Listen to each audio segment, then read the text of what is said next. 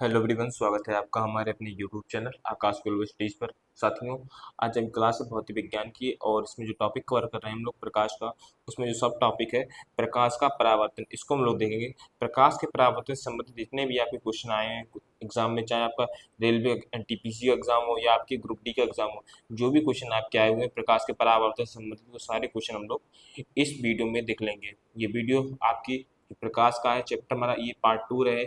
इससे पहले हम लोग पार्ट 1 भी कवर कर चुके हैं। यदि आपने नहीं देखी है तो जैसे वीडियो खत्म होती है आपको यहाँ पर उसकी लिंक मिल जाएगी, वहाँ टैप करिए और अपनी वीडियो को मोड़ करिए, अपनी तैयारी को आगे बढ़ाइए। लेक्चर नंबर हमारा 32 है, यानी आप लेक्चर नंबर हम 31 तक कर चुके हैं। यदि आपने इनमें कोई मिस कर दिया या आपने कवर नहीं किया तो कवर करिए, अपनी तैयारी को और सुदृढ़ करिए, क्योंकि सारे क्वेश्चन आपके हैं क्या PYQ हैं, आपके पिछले एग्जाम में आए हुए हैं, तो सारे क्वेश्चन आपके लिए इंपॉर्टेंट बन जाते हैं। तो जो भी साथ एग्जाम की तैयारी कर रहे हैं तो वीडियो को अंत तक देखिएगा। चैनल पे नए हैं तो चैनल को सब्सक्राइब कर लीजिएगा, बेल आइकन को प्रेस कीजिएगा ताकि वीडियो की लेटेस्ट नोटिफिकेशन सबसे पहले आपको प्राप्त हो जाए। इसके अलावा मैं आपको बताना चाहूँगा, जो भी साथी हमारे रेलवे की ग्रुप डी व एनटीपीसी एग्जाम की तैयारी कर रहे हैं उनके लिए हम लेकर आए हैं सामान्य विज्ञान की टेस्ट सीरीज, जो आपकी एकदम फ्री में रहने वाली है, बिना कोई पैसे की। देखिए इसमें क्या मिलेगा आपको, इस टेस्ट सीरीज में तो आपको 25 साइंस के मॉक टेस्ट मिलने वाले हैं जो आप एकदम फ्री में, और हर मॉक टेस्ट में आपको 20 क्वेश्चन साइंस के मिलेंगे, यानी लगभग आपके 500 क्वेश्चन आपके फ्री में तैयार हो जाएंगे एज ए क्वेश्चन की तरीके से। तो क्वेश्चन सारे आपके इसमें भी इंपॉर्टेंट है, अच्छे क्वेश्चन है। तो यदि आप अपनी तैयारी को बूस्टर देना चाहते हैं, बढ़ाना चाहते हैं, तो आप हमारे ऐप को डाउनलोड करिएगा, एग्जाम वेब ऐप। वहाँ पर ये आपको कंटेंट एकदम फ्री में प्राप्त हो जाएगा।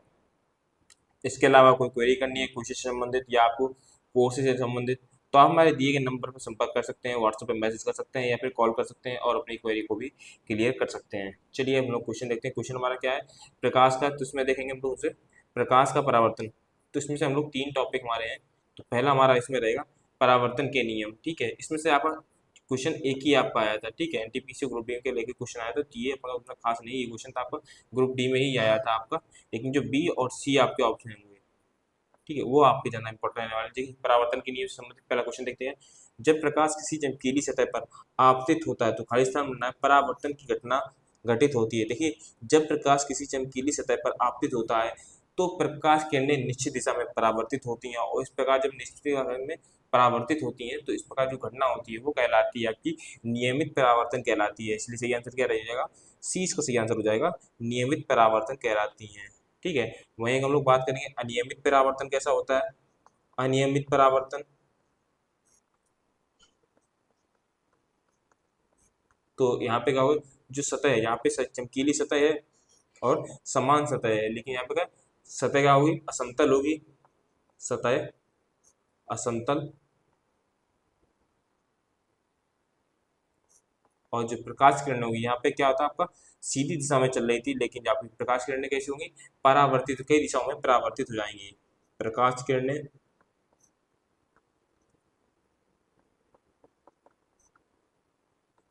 कई दिशा में परावर्तित, ठीक है।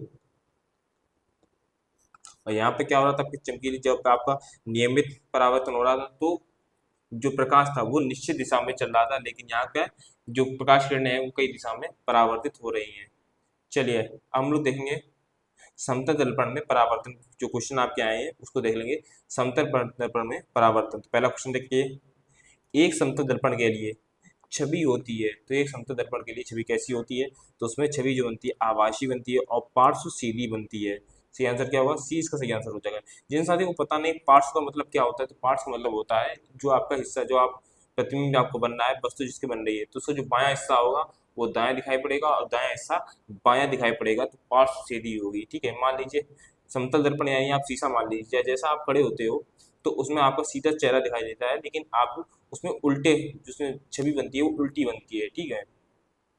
आपका दायां हिस्सा बायां दिखाई पड़ेगा, बायां हिस्सा दाईं तरफ दिखाई पड़ेगा। सी इसका सही आंसर हो जाएगा। अच्छा क्वेश्चन है, याद रखिएगा। अगला क्वेश्चन देखते क्या है, एक समतल दर्पण द्वारा बनाई गई छवि हमेशा खालिस्तान बनाए होती है, तो किस प्रकार की होती है, तो आवासीय होती है और सीधी होती है। क्वेश्चन नंबर 2 की तरह या कोई क्वेश्चन था ये, आवासीय होती है और सीधी होती है। देखिए समतल दर्पण क्या होता है, समतल दर्पण याद रखना है क्या होता है, तो एक और पॉलिश की कांच को समतल दर्पण या समतल प्लेट कहते हैं।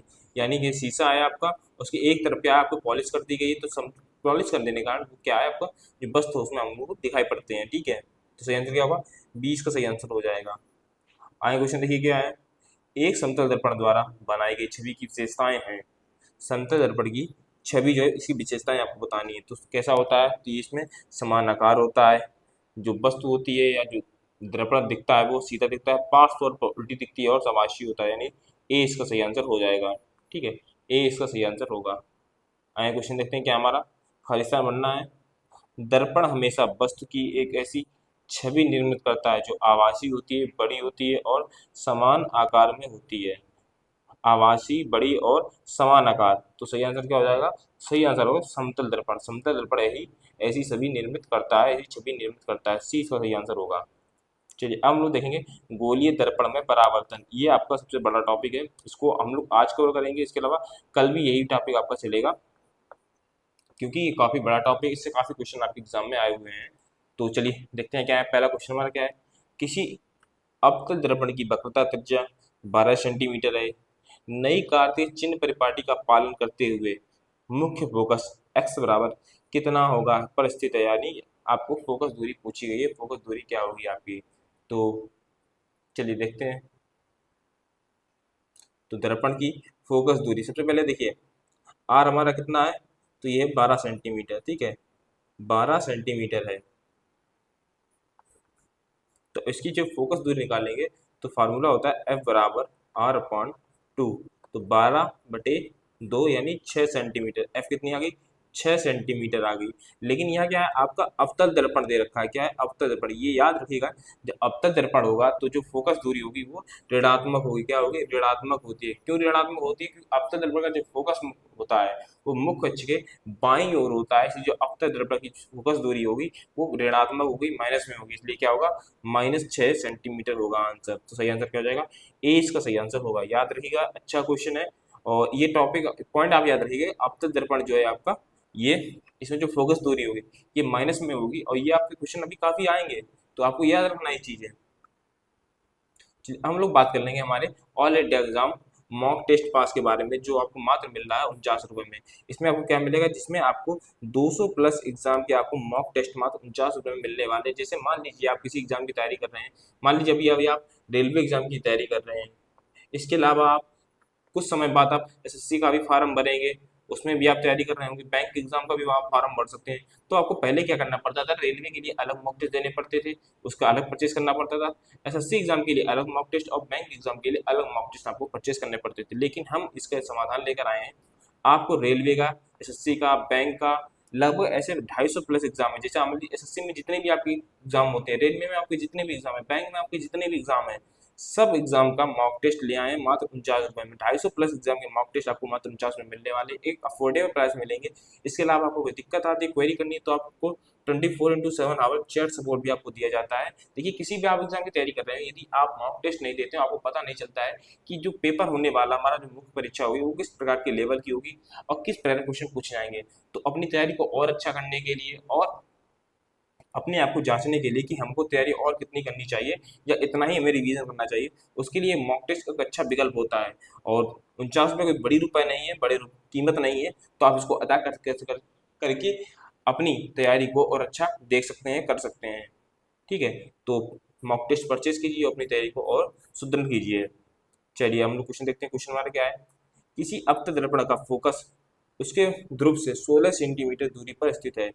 इसका वक्रता केंद्र ध्रुव से खालिस्तान बनाए की दूरी पर होगा। वक्रता केंद्र कितनी दूरी पर होगा, एफ हमारा कितना दे रखा है, 16 सेंटीमीटर दे रखा है। तो वक्रता त्रिज्या हमसे पूछी गई है, वक्रता त्रिज्या कितनी होगी, देखिए वक्रता त्रिज्या,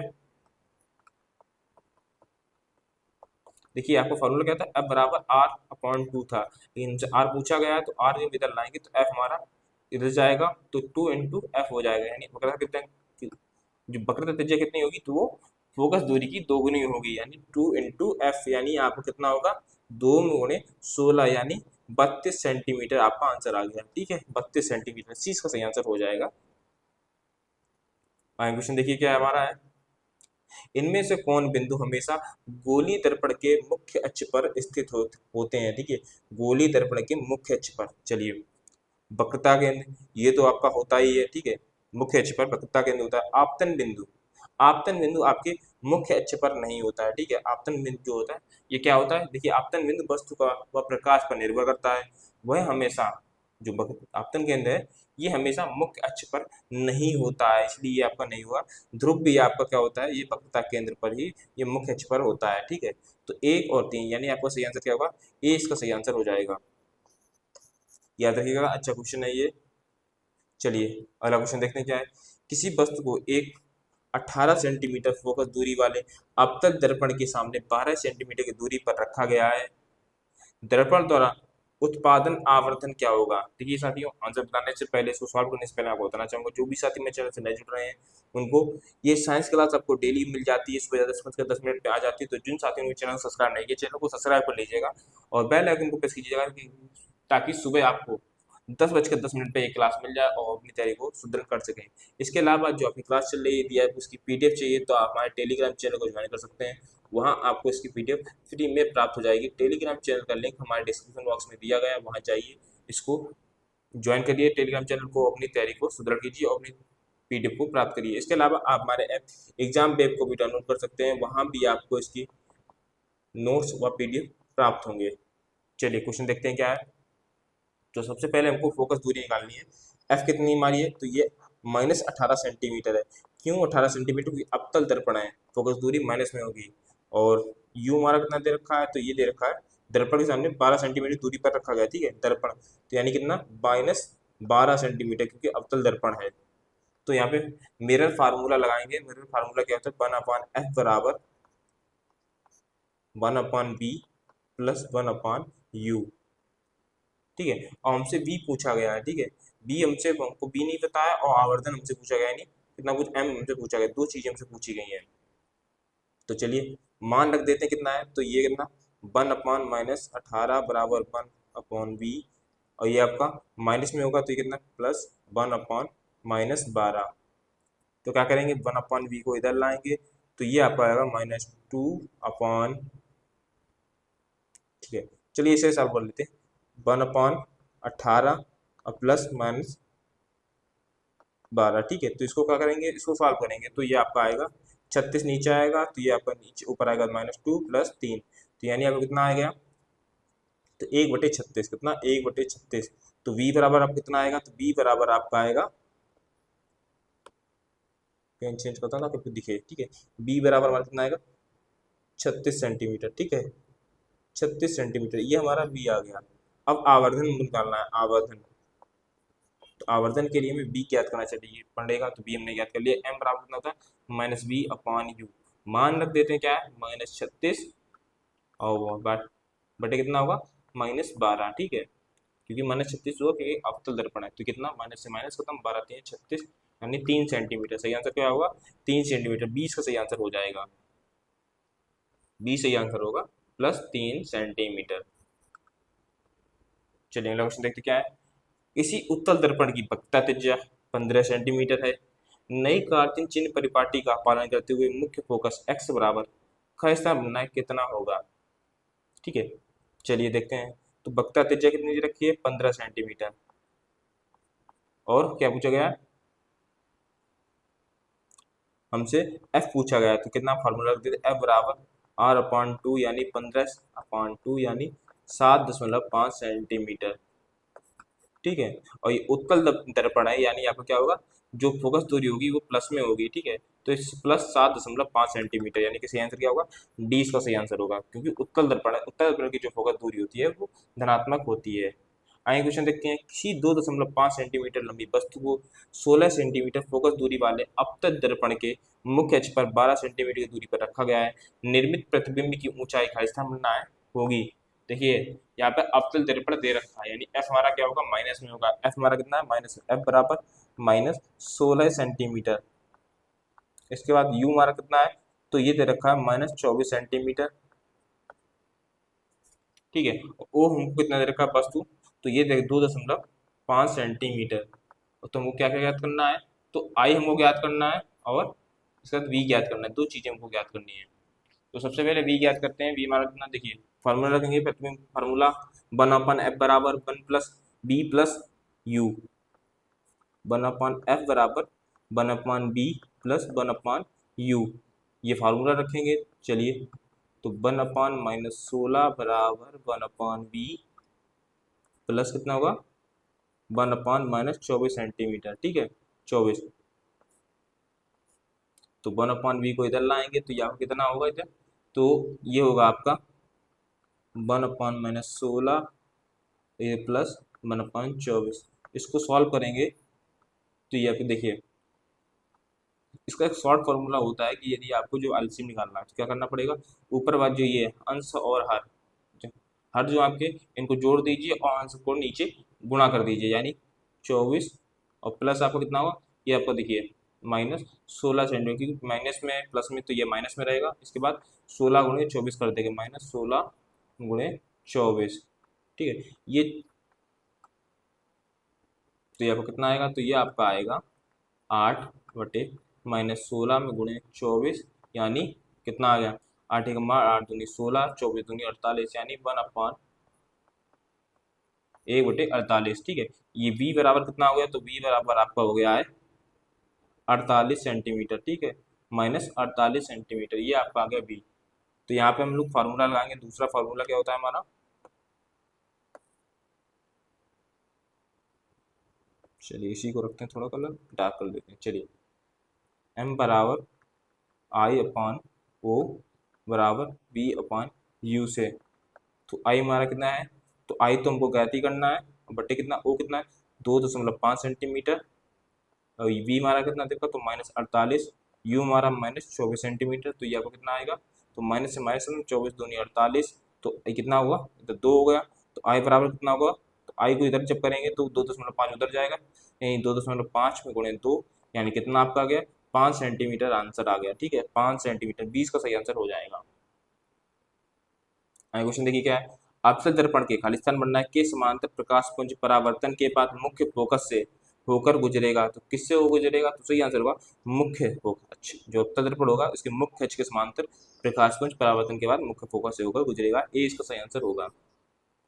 चलिए अगला क्वेश्चन देखते हैं क्या है, एक प्रकाश उपकरण x की फोकस दूरी -30 सेंटीमीटर है, x हो सकता है, देखिए f जो है हमारा -30 सेंटीमीटर, तो जो x हमारा हो सकता है वो क्या हो सकता है, या तो अवतल लेंस हो सकता है या तो उत्तल लेंस हो सकता है, सी इसका सही आंसर हो जाएगा, ठीक है।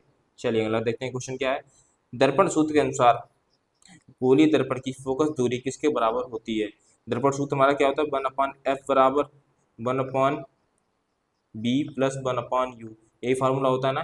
तो इसके अनुसार जब फोकस दूरी हम लोग याद करेंगे तो हमारा फार्मूला क्या बन जाता है, तो 1/f बराबर क्या बन जाएगा, v plus u upon v into u, ठीक है। मैंने बताया था ना, ये आपको जो हर यहाँ पे जुड़ जाएंगे और नीचे हम लोग क्या करेंगे, इनको गुणा कर देंगे, तो सही आंसर क्या हो जाएगा, तो सही आंसर इसका होगा ए।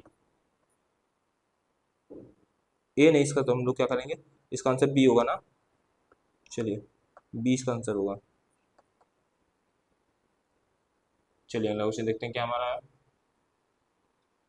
साथियों, वीडियो पसंद आए तो वीडियो को लाइक कर दीजिए, चैनल पर नए हैं तो चैनल को भी सब्सक्राइब कर लीजिए और बेल आइकन को प्रेस कीजिए ताकि वीडियो की लेटेस्ट नोटिफिकेशन सबसे पहले आपको पहुंचे। चलिए क्वेश्चन देखते हैं क्या है, 2 मीटर फोकस दूरी वाले उत्तर दर्पण की वक्रता त्रिज्या कितनी होगी, 2 मीटर, ठीक है 2 मीटर, 2 मीटर नहीं, यहाँ पे आपको करेंगे 2 सेंटीमीटर होगा, ठीक है। चलिए 2 मीटर ही ठीक कर लेते हैं, 2 मीटर क्योंकि नीचे भी आपको दे रखा है। चलिए देखते हैं, तो वक्रता त्रिज्या हमको पूछी गई, वक्रता त्रिज्या कितनी होती है, तो फोकस दूरी की जो होती है उसकी दोगुनी होती है, ये आपको याद रखना है। तो वक्रता त्रिज्या कितनी होगी, वक्रता त्रिज्या 2 × f, तो 2 में गुणे f हमारा कितना है, तो 2 मीटर है, तो 2 × 4, तो 4 मीटर आपका आंसर आ गया, ठीक है 4 मीटर, 20 का सही आंसर होगा। क्वेश्चन देखते हैं क्या है, उत्तर दर्पण के मुख्य अक्ष के समांतर प्रकाशपुंज खालिस्तान बनना है होता है, तो उत्तर दर्पण के मुख्य अक्ष के समांतर जो प्रकाशपुंज होता है वो किस पर होता है, तो एफ पर विसारित होता है या उसमें प्रतीत होता है, तो सी इसका सही आंसर होगा। क्वेश्चन देखिए, उत्तर दर्पण के सामने खालिस्तान बनना है, रखी वस्तु का अनंत पर एक वास्तविक और उल्टा प्रतिबिंब बनता है, तो कहाँ पर रखी वस्तु, जब अवतल दर्पण के सामने फोकस फोकस पर जब रखी वस्तु, जो वस्तु फोकस पर रखी जाएगी तो उसकी जो वस्तु का जो अनंत वो एक वास्तविक उल्टा प्रतिबिंब बनता है, क्योंकि वस्तु यहाँ फोकस पे रखी जाएगी, जब सी इसका सही आंसर होगा। चलिए अगला क्वेश्चन देखते हैं क्या है हमारा, किसी वस्तु को 12 सेंटीमीटर फोकस दूरी वाले अवतल दर्पण के सामने 26 सेंटीमीटर की दूरी पर रखी मुख्य अक्ष पर रखा गया है, इसका प्रतिबिंब बनेगा। चलिए आपको यहाँ पे फार्मूला लगेगा F1/F बराबर 1/V+U। ये मैं आपको काफ़ी बार बता चुका हूँ। अवतल दर्पण है यानी फोकस दूरी माइनस में होगी, ठीक है। ये आपको हल करना है, ये आपको हमें बताना है। तो ये आप पे मैं छोड़ता हूँ, इसका आंसर हमें आप कमेंट बॉक्स में बताइएगा, ठीक है। कमेंट बॉक्स में आपको ये आंसर हमें बताना है। क्वेश्चन नंबर 18 लिख दीजिएगा और बता दीजिएगा इसका आंसर, ठीक है। ये क्या करना है आपको बताना है। चलिए क्वेश्चन देखते हैं क्या है अगला। किसी दिए गए गोली दर्पण की वक्रता त्रिज्या -20 सेंटीमीटर, फोकस दूरी ज्ञात कीजिए। फोकस दूरी ज्ञात करनी है तो क्या होगा फार्मूला, फार्मूला वही मैंने बताया था मैंने, अब बराबर R/2। चलिए ये भी आप क्या करना, चलिए इसको सॉल्व कर लेते हैं। तो कितना है आपका -20 सेंटीमीटर अपॉन 2 यानी -10 सेंटीमीटर। कितना आ गया, डी इसका सही आंसर हो जाएगा। आगे क्वेश्चन देखते हैं क्या है। उत्तर दर्पण का मुख्य फोकस खालिस्तान बनना है स्थित होता है। तो उत्तर दर्पण का जो मुख्य फोकस होता है वो दर्पण के पीछे स्थित होता है। और फोकस दूरी हमेशा कैसी होती है, धनात्मक होती है। फोकस दूरी कैसी होगी, धनात्मक होगी, ये भी आपको याद रखना है। किसी क्वेश्चन में यदि फोकस दूरी इसमें दे रखी हो तो यहाँ पे क्या होगी, धनात्मक होती है। और अवतल दर्पण में जो फोकस दूरी होती है वो ऋणात्मक होती है। और जो उत्तल दर्पण का जो मुख्य फोकस होता है वो दर्पण के पीछे बनता है, इसलिए ए इसका सही आंसर होगा। और उत्तल दर्पण की बात करें तो इसका उपयोग कहाँ कहाँ हम लोग करते हैं, तो जैसे हम जो वाहन चलाते हैं, जो गाड़ियाँ चलाते हैं, उसमें जो शीशे लगे होते हैं, जो हम लोग पीछे के वाहनों को देखने के लिए कार्य करते हैं, जो शीशे होते हैं वो भी कैसे होते हैं, उत्तल दर्पण के होते हैं। इसके अलावा धूप के चश्मे भी हम लोग क्या करते हैं, वो भी उत्तल दर्पण का इसमें प्रयोग किया जाता है, इसलिए ए इसका सही आंसर होगा। चलिए अगला क्वेश्चन देखते हैं क्या हमारा है। निम्नलिखित में से कौन सी रेखाएं किसी गोलीय दर्पण पर अभिलंब के रूप में कार्य करती हैं। चलिए देखते हैं क्या है। ध्रुव और वक्रता केंद्र को मिलाने वाली रेखा, तो ये तो आपकी ठीक है, गोलीय दर्पण पर अभिलंब के रूप में ये कार्य करेगी। वक्रता केंद्र और आपतन बिंदु को मिलाने वाली रेखा, ये भी आपके अभिलंब के रूप में कार्य करेगी। फोकस और आपतन बिंदु को मिलाने वाली रेखा, तो ये आपको कार्य नहीं करेगी, ठीक है, ये अभिलंब के रूप में कार्य नहीं करती है। देखिए फोकस पर बनने वाली रेखा परावर्तित किरणों से जुड़ी होती है, इसलिए ये अभिलंब के रूप में कार्य नहीं करती है, इसलिए 1 और 2 ही आपके ठीक होंगे। तो सही आंसर क्या होगा, ए इसको सही आंसर हो जाएगा। एक बार दोनों ही दो आपके सही हैं। आगे क्वेश्चन देखते हैं क्या हमारा है। निम्नलिखित में से कौन सा संबंध उत्तल दर्पण द्वारा उत्पन्न आवर्धन m को सही ढंग से दर्शाता है। देखिए उत्तल दर्पण द्वारा जो प्रतिबिंब बनता है वो सदैव आभासी बनता है, सीधा बनता है और वस्तु से छोटा बनता है, इसलिए ऑप्शन हमारा सही होगा। सही आंसर होगा हमारा आपका डी सही आंसर होगा, डी। चलिए अगला क्वेश्चन देखते हैं क्या हमारा है। किसी वस्तु को एक अवतल दर्पण के सामने 12 सेंटीमीटर की दूरी पर रखा गया है, इसका प्रतिबिंब उसी ओर 18 सेंटीमीटर की दूरी पर बनता है। दर्पण की फोकस दूरी क्या होगी, खालिस्तान बनना है, ये आपको याद करना है। चलिए देखते हैं। तो एफ हमारा कितना है, ये हमसे पूछा गया है, ठीक है, एफ हमसे पूछा गया है। इसके अलावा यू हमको दे रखा है -12 सेंटीमीटर। और देखिए अवतल दर्पण है, ठीक है, तो एफ तो आपका माइनस में ही होगा, यू भी आपका माइनस में होगा, डी भी हमारा माइनस में होगा, 18 सेंटीमीटर। चलिए फॉर्मूला लगते हैं, 1/F बराबर 1/V+1/U। चलिए मान रखते हैं तो क्या होगा, तो 1/-18 प्लस 1/-12 सेंटीमीटर। तो यह कितना आएगा आपका, एलसीएम लेंगे तो आएगा आपका 36 आ जाएगा, ठीक है, 36 सेंटीमीटर होगा। या फिर आप ऐसे कर सकते हो, जो आपको फार्मूला था मैंने आपको बताया था कि जो अंश हर को जो हर है हमारे, इनको जोड़ देंगे फिर इनका गुणा कर देंगे। तो जोड़ेंगे तो कितना आएगा आपका, इधर देखिए, तो ये आपका आएगा माइनस माइनस में तो है ही नहीं, -30 सेंटीमीटर हो जाएगा, -30। और इनका गुणा करेंगे तो यानी माइनस, ये आपका 18 गुणे 12, तो कितना होगा आपका, तो ये आपका होगा 216, ठीक है, तो -30/216। चलिए तो इसको क्या करेंगे हम लोग, एफ निकालेंगे। तो एफ हमारा जब कितना होगा, तो 216 ऊपर जाएगा, -30 नीचे आएगा, ठीक है। तो इसका जब भाग करेंगे तो आपका आएगा कि 30, तो -7.2 सेंटीमीटर, ठीक है। तो सही आंसर क्या होगा, 20 का सही आंसर हो जाएगा।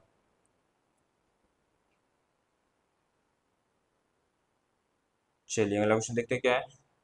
आपतन दर्पण के मुख्य अक्ष पर स्थित वह बिंदु क्या कहलाता है जहां से प्रकाश की किरण बिना किसी विचलन के वापस परावर्तित होती है, बिना विचलन के परावर्तित होती है। तो सही आंसर क्या होगा? तो सही आंसर इसका रहेगा वक्रता केंद्र। वक्रता केंद्र पर ये ऐसा होता है, ये सही आंसर क्या होगा? डी इसका सही आंसर हो जाएगा। चलिए अगला क्वेश्चन देखते हैं। क्वेश्चन देखिए सारे आपके इंपॉर्टेंट है, अच्छे क्वेश्चन है, तो क्वेश्चन को रिवीजन करिएगा, नोट्स भी आपके तैयार कर लीजिएगा। चलिए अगला क्वेश्चन देखते हैं क्या है।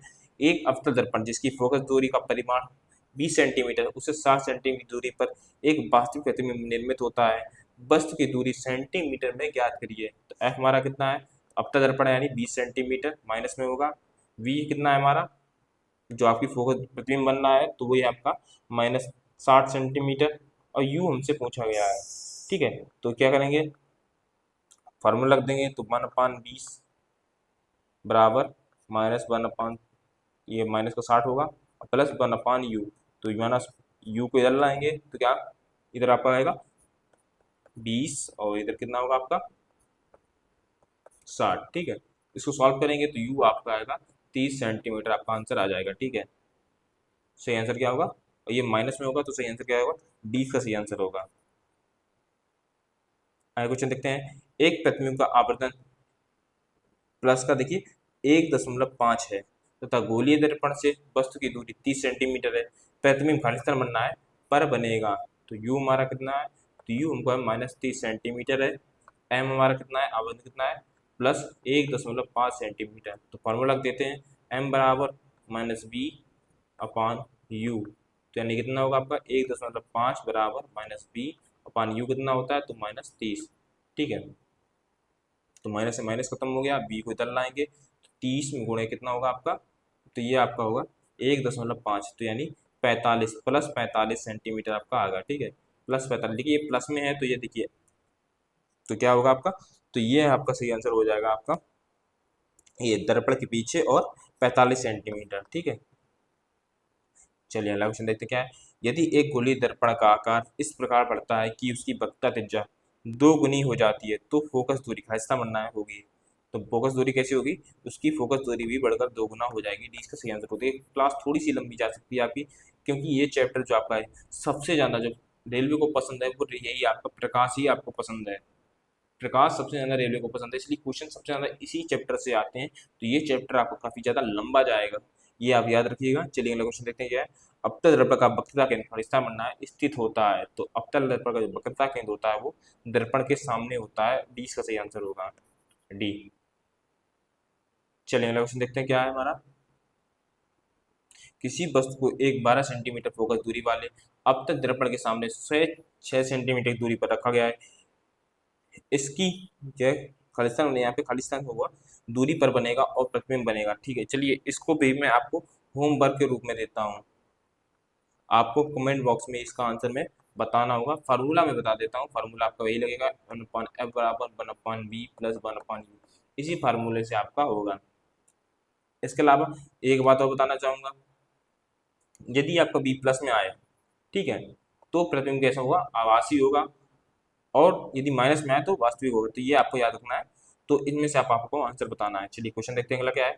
किसी वस्तु को एक अवतल दर्पण के सामने उसके ध्रुव P और फोकस F के बीच स्थित किसी बिंदु पर रखा गया है।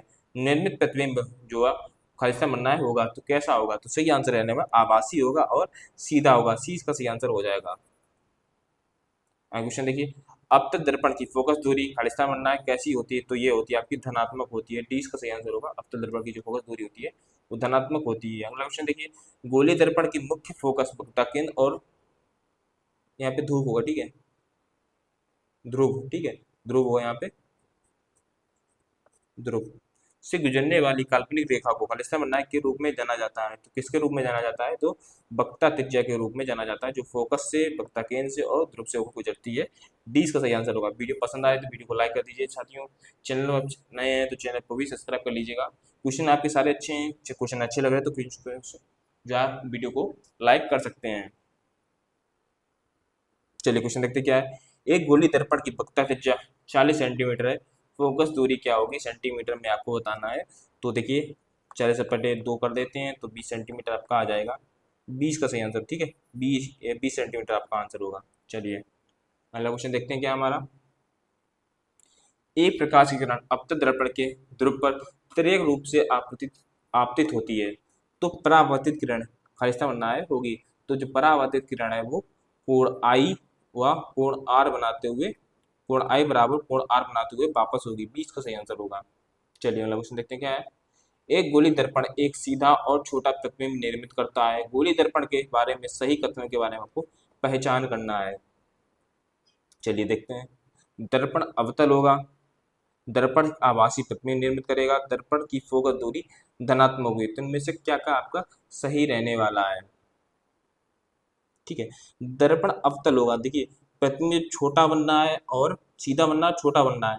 ठीक है, तो यहाँ पे जो अवतल दर्पण होगा, दर्पण होगा, अवतल नहीं होगा, क्या होगा? उत्तल होगा, उत्तल होता है। ठीक है, दर्पण में जब जो प्रतिबिंब होता है सीधा बने और छोटा प्रतिबिंब बने तो ये उत्तल होता है, तो ये आपका गलत हो जाएगा। इसके अलावा दर्पण एक आभासी प्रतिबिंब निर्मित करेगा, बिल्कुल करेगा, और दर्पण की फोकस दूरी धनात्मक होती है, तो ये भी आपका हो जाएगा। तो सही आंसर क्या होगा? डी इसका सही आंसर होगा, बी और सी आपके ठीक होंगे। अगला क्वेश्चन देखिए, गोलीय दर्पण के ध्रुव और फोकस के बीच की दूरी कितनी होती है? तो कितनी होती है? तो सही आंसर होगा R/2 होती है। फोकस दूरी कितनी होती है? आधी होती है। ए इसका सही, वक्रता त्रिज्या की आधी होती है, इसलिए ए इसका सही आंसर होगा। अगला क्वेश्चन देखिए, निम्नलिखित में से किस स्थिति में अपतल दर्पण वास्तविक प्रतिबिंब निर्मित करता है? अपतल दर्पण होगा वो वास्तविक प्रतिबिंब निर्मित करेगा, ये आपको बताना। देखिए, जब वस्तु फोकस और ध्रुव के मध्य रखा हो, जब वस्तु को अनंत पर रखा हो, या वस्तु को फोकस पर रखा गया हो। तो सही इसका आंसर क्या होगा? तो सही इसका आंसर होगा आपका, जब वस्तु अनंत पर रखी गई हो और जब वस्तु पर फोकस रखा गया हो। 2 और 3 इसका आंसर हो गया, यानी ए इसका सही आंसर हो जाएगा। चलिए अगला क्वेश्चन देखते हैं क्या हमारा है। 100 सेंटीमीटर वक्रता त्रिज्या वाले एक दर्पण ध्रुव और वक्रता केंद्र के बीच की दूरी पूछी गई है। त्रिज्या आपको दे रखी है, वक्रता केंद्र और वक्रता केंद्र और ध्रुव यानी आपको सेम ही होगी, यानी 100, ए इसका सही आंसर होगा 100 सेंटीमीटर।